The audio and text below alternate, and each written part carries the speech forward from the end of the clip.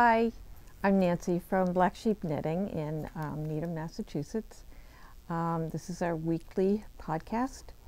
Today I have a bunch of things to talk about. First thing I should say is that I'm wearing Turtle Dove from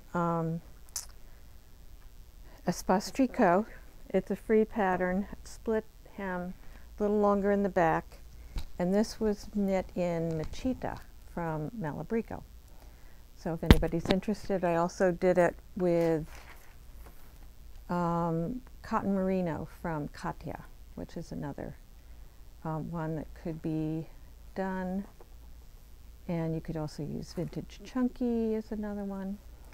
I think the cotton merino, though, you'd have to hold a strand of mohair with it. In any case, very comfy, cozy. Today it's snowing here finally for more than 10 minutes, but it probably won't last. Anyway, I had some samples that came into the shop that I wanted to show you. I haven't made these into kits, but it might inspire you to do something. This is a quick cowl called Stately Windows Cowl, and it's a variety of stitches here, and I'll show you this, which I think is just fun, and it has that window pane effect, I guess, in through here. And we used two colors of Rios, and this has to be blocked, but I just wanted to show it to you before we got going. So there's different stitches going down, which makes it fun. You won't be bored. I think it's a cute little short project. We used Rios in Reflecting Pool, and I think this is Diana, but you could take any of the solids or semi-solids and mix it with one of their variegateds, and you can always see them behind my head. But that's a fun one. And then one I've been wanting to see for a long time. This is from Knitty, and if you know anything about Knitty, their patterns are free. They come out quarterly, I believe, and this one's called Study Hall. So we took, and mind you, this does have to be blocked, but we took three colors of the Isair Alpaca 2, and I think it's just a gorgeous, gorgeous shawl. I would happily wear it, and I'm sure I will wear it. Nothing complicated about it. This is stranded, some stranded color work right here. Not difficult to do. They're only two colors at a time. And it's one of these shawls that starts here in the middle and has a spine that goes down and then goes out from here. So, and I think once this is blocked, it'll be even more beautiful. So I recommend it. It's beautiful, soft. The Alpaca 2 is alpaca and merino, and it just, once you wash it and block it, it's just so soft and very drapey, fun to wear. And then finally, the other sample that we had done was a Pearl Soho pattern, free pattern called Eyelet Cowl. You can see it just a little bit there. And we used Hedgehog Viper's sock in two different colorways, and you see this bright pink, and what it is, it's on the inside. So wouldn't that be a fun thing to make and to wear? And I just love this pop of a hot color, a hot pink inside of it. So you could wear it either way. You could wear it with the hot pink on the outside and this coming out like so. So those are just some quick samples. You know, I know we're not at the end of winter really, so there is still some time to do some winter knitting. Of course, I do winter knitting all year round because it's knitting. So those are just some quick things. There, as I said, we didn't make up kits, but you can come in and pick out colors, and we'll help you do that. I wanted to show you something amazing. Donna Kell, who is a customer of ours, has a merry band of knitters, I call them, and they have been knitting. There's a physician at the Brigham and Women's, Rosanna Means, I think her name is, and she passes on clothing or gifts, I think, to new mothers. So they've been knitting for her for quite a while, but they've knit a ton of things that we are going to send to Ukraine, and they are, and I just stepped on, they are things like these cute little sweaters, they're hats, lots of hats, and as you can see, Robin, if you put the camera over this way, there are blankets in here. This is a giant thing full of sweaters and all kinds of things for little tiny ones. And this is going to go, Agnes has arranged, I believe, for someone who's going to take it in a giant suitcase to Latvia, and from there it's going to go on to Ukraine. So I want to thank all of these amazing, amazing knitters and the amazing Donna Kell. She is just a dynamo, and she gets this all organized, gets the yarn for people, and they knit like crazy. So we really appreciate that.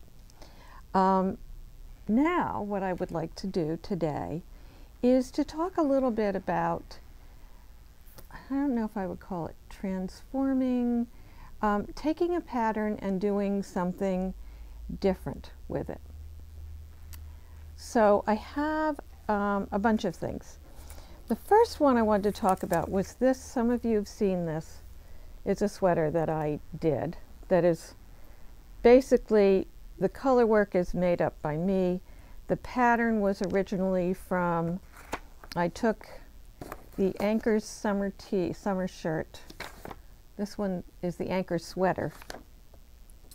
Whichever one, she has a bunch of them, and this one was the one that I chose because I saw this sweater. I think this is the only picture. I saw this in a catalog, and I said, oh my gosh, I want that. So, of course, I set about making this. So what I did, I found, then I remembered that I had done the Anchor's summer sweater, that is essentially that yoke is just kind of like this. So I said, I can do that. So I picked out my colors, and you can see my colors are very much like the colors in here. And then I looked at the stitches, and this was kind of easy. This is just a, you know, a stranded knit of 1 by 1, well, blue and white going across. I did just a ribbed collar and a garter edge on the collar, on the neck. And then I looked down, and it seemed like there was some garter rows of this color, then there was more of this 1 by 1 sort of ribbing. And this one I did differently than the top one. This one I actually did a rib. I did a purl one, knit one, purl one, knit one. This one I think was just knit across, but with the two colors, changing colors. Then I looked a little further down, and I made this one up, I think. There was a sort of a garter, but I just took, what did I do? This is a knit one, purl one. This is a seed stitch, I'm sorry, with two colors, working a seed stitch. Then I did some striping, and then I did some stockinette with a one garter rib, and then an orange garter rib, and then more of the 1 by 1, and then garter down here because it looked like it had garter at the bottom here. And then, and I don't remember if the bottom of I don't have the whole sweater. I did a border with the blue, and I did it on the sleeves as well. So I encourage you, and I'll show you some other ideas. If you see something you like, there's no reason that you can't you know, this was a simple knit too. This is from the catalog, I think, is called Celtic and Company, and from Ireland. So I saw some others that intrigued me, and this one, Robin, you'll probably want to do a close-up of this. This is the same idea as this Anchor's sweater. It's also, there's some other similar ones that you could do. There's, depending on your gauge, there is a sweater by Joji Locatelli called Super Simple Summer Sweater, which has a construction just like this. And then all you would have to do this, these are mosaic stitches with, I think it's mostly mosaics. So I would have to figure that out. But what you could do is just get some skeins of yarn and do some tests. You can look up in a stitch dictionary, and then you could just plug this into this pattern. This one is a little bit more difficult in that you shouldn't have any trouble keeping your stitch count and the raglan, but you could figure that out as you go. So that might be something I would try in the future. Another one from this same catalog that I loved was this. So I would, if I did this, and I probably will, because I have a tendency when I go yarn shopping, because I do shop outside of this shop, usually at fiber festivals, I tend to buy several colors of one yarn because I see them together and the colors appeal to me so much that I can't just pick one. So I like to do like big striped sweaters. So this one I would, and I would find whatever yarn I had, these, say maybe I have 4 or 5 colors, and I would figure out what the gauge is. Then I would go and look up a pattern that, this is just a simple turtleneck. The first place I would look was Petite Knits, because I have done one of their, I did their novice pullover or something, or turtleneck, which was an easy one to do.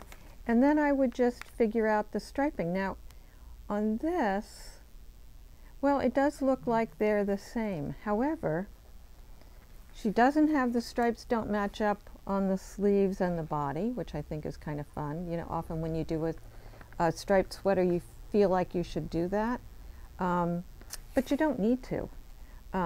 You can do the stripes in any way that you want. So I find this kind of thing fun. I've got more to show you, but I was going to bring in today, but it was snowing and it seemed like too much trouble. I was going to bring in my, and I may do it next week, my unfinished projects. And I started thinking about them. I was watching somebody on the videos who said she had 31 projects. So I looked around most of my stuff is around in my living room and in my sewing room, or knitting room. And I thought, do I have 31 projects? Well, I don't, thank goodness. But I was going to bring them in, and I started thinking about them and thinking, why doesn't it bother me that I have, you know, a dozen projects sitting around? And it doesn't, because in many ways I think of them as art projects, because I've put a lot of thought into the color and the design.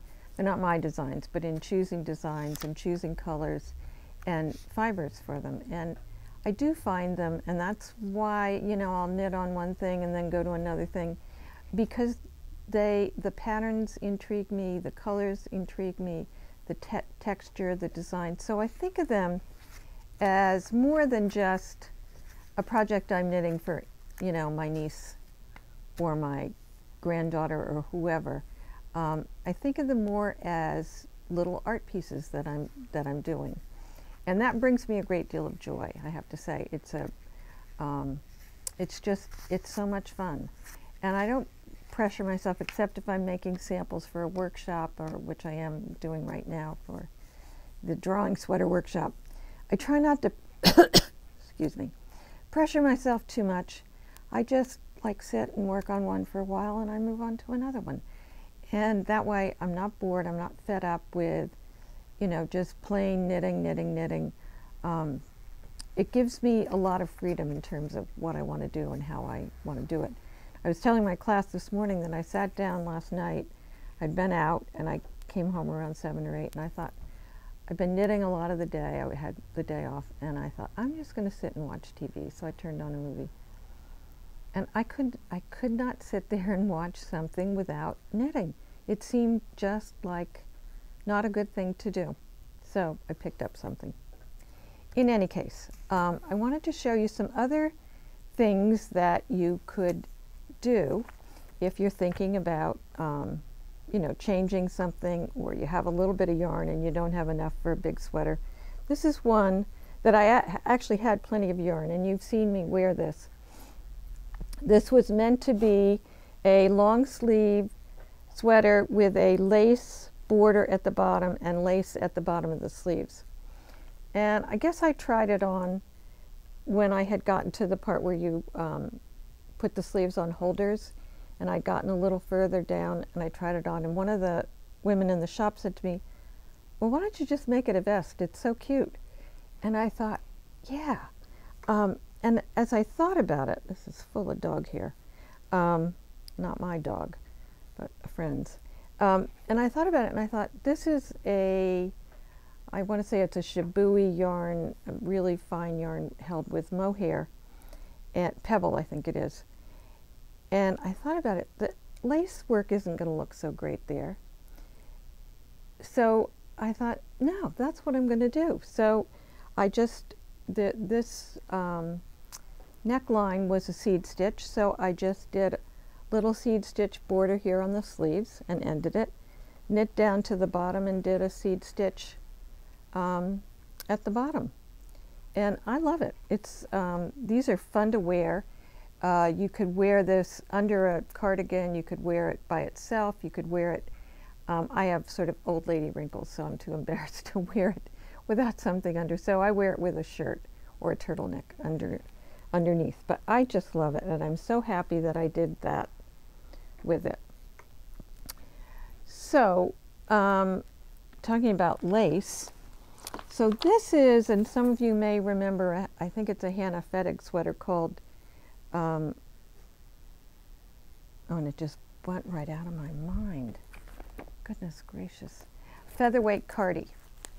And so I had done this a number of years ago. I dyed the yarn, and I thought, I want to do a little something different. So what I did was I decided to do a lace border. Now, if you're interested in doing this, we do have the lace border here in the shop. So you could do this. I did this in a DK weight. I think she called for a fingering. So you could do a smaller size, or just, it's a skimpy sweater, so I think I stayed with the medium. But I thought it just added something to a simple sweater. I just plugged it in. I'm not sure how, if I remember exactly how I did it, but there are directions. And I thought, this is just a fun thing to do with a simple cardigan. So you can find simple lace patterns that you could plug in to your to any pattern that you're doing. I enjoyed this. It was easy to do, and so that's an option. And if, as you saw on this other one, there was supposed to be a lace border. So you could take a simple thing like this where the lace would show up nicely with this yarn, and you could have put, I could have put a lace border down here if I chose. So that's another thing. And here's another thing that I played around with. This is a sweater called Floor, and by Julie Hoover. Great sweater. She knits it in reverse stockinette. So it has reverse stockinette here, which is the wrong side of a stockinette stitch. And I don't know if it's knit, because I didn't do it this way. But I like the fit of the sweater. So I decided to take this as a base, and being someone who likes a lot of color, and I took Acadia and made it into a long, a few years ago we were wearing very long sweaters This one, I may even take out the bottom and make it shorter now because it's kind of long. And I just striped it. And I just used this as this pattern as a foundation. She has, I think, a ribbed neck, and what I did was a stockinette. This is just a stockinette neck, so it rolls over a little bit, so it gives you a rolled edge. I did that on the sleeve and on the bottom of the sweater as well. So you can take, if you've got like random skeins of the same yarn, I just went over to the wall and picked out colors because I love this yarn so much. And I thought this would be a lot of fun. But as I look at it, I think I may, because I no longer like this long tunic style, I might take some of this out and make it a shorter sweater because I love wearing it. It's very comfy. Okay, so lastly, there is a pattern from Church Mouse Yarns that we have used in so many different ways. It's called the Easy Folded Poncho. Now this is a version where we took a yarn and did a much bigger needle for it than it called for, and then we blocked the heck out of it. So it gave us this very loose, light summer poncho. So I then decided, and this yarn, I apologize, I don't have in the shop, but this looks a lot like Acadia. You could do this in Acadia. So here's another one where I did big blocks of color, and you can just do it randomly, and then I did a border in another color. This was again me seeing 3 colors of something that I just, in a yarn I really liked, and because I like a lot of color. We've also, so I chose to do it this way. You could also stripe this. We've done it in stripes. We've done it in big blocks of color with little stripes in the middle. So you can have a lot of fun designing your own, making your own design out of a simple, this is a simple, that's Cody barking because people have come into work. This is a simple rectangle, and it's just sewn together at the shoulders. So it's great TV knitting, and if you've got random skeins, again, this is a really good project for it. So I encourage you to, Robin's holding Cody now, so he won't bark. Someday you have to meet Cody. Maybe on our 100th episode you'll meet. Wait, Robin's going to bring him around because he's so sweet. So poor Cody, and Cody no longer is able to see. Here he is. But he's a very sweet puppy dog, and we love him. Yes. Yes, I love you. Right. I know everybody tuned in to see me loving a dog. I know. The paw is on me. So I encourage you to just get a little bit free with things, and to, if you found a pattern that you like knitting, and it fits you well, then think about doing it in another way.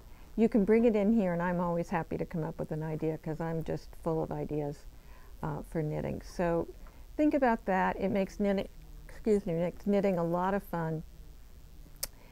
And that's all I have to say about that, but I have a couple of other things. I want to remind you that our web store is always up and running, and you just go to blacksheepknitting.com and it will come up, and you can go to, I think you just put in shop or whatever. It's very intuitive. So there are lots and lots of yarns there, some kits. We announce workshops on our website. So do that, and like us and give us a thumbs up on YouTube. And one last announcement. Our wonderful Agnes is doing a beginning brioche one color workshop. No. Robin said, do we have a brioche sample? No, we do not. So I've done some brioche, and I was fairly good at it, but not like Agnes. Agnes is a master. So she's going to teach you just simple one color brioche, and then we'll offer another workshop after this one's over and do 2-color maybe in the round brioche. So if you want the mystery taken out of brioche, Agnes can help you do that. She's really and truly a master. So we have some spaces open. It's on, I believe, Friday afternoon, March 10th at 1 or 1:30. You can check on the website. It's on the website. So I think that's it for today. Oh, I do have one quick thing, and maybe I'll demonstrate it next week. We had a question about gauge that came up, and gauge in the round. So maybe next time, if Robin reminds me, I will demonstrate how to do gauge in the round and why you would do that. So look forward to that for next time.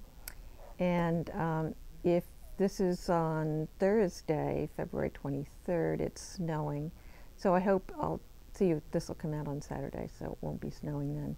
But I hope you've enjoyed taking some time to enjoy the snow if you're local. I love it when there's just enough to coat the ground and not be a mess and make travel hard. So enjoy, and I'll see you next week. Bye-bye.